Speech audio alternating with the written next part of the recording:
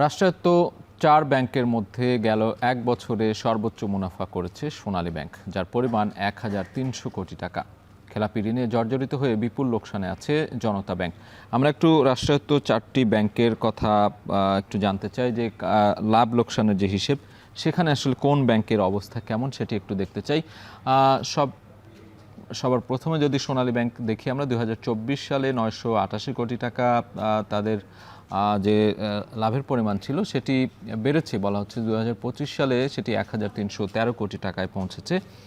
অগ্রণী ব্যাংকের ক্ষেত্রে আমরা দেখছি যে লোকসানে রয়েছে। আমরা এখানে মাইনাস দেখতে পাচ্ছি ৯২৫ কোটি টাকা।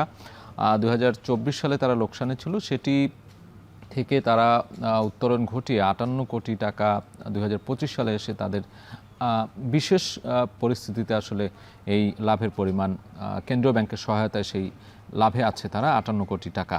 এবং রূপালী ব্যাংক ১১ কোটি ৩৯ লাখ টাকা লাভের ছিল ২০২৪ সালে, সেটি লাভের পরিমাণ কিন্তু কমেছে। আমরা দেখছি যে ২০২৫ সালে সেটি ৬ কোটি ৮০ লাখ টাকা আমরা দেখতে পাচ্ছি। এবং জনতা ব্যাংকের কথা বলছিলাম, জনতা ব্যাংক মাইনাস ৩,০৪৪ কোটি টাকা কিন্তু লোকসানে ছিল ২০২৪ সালে।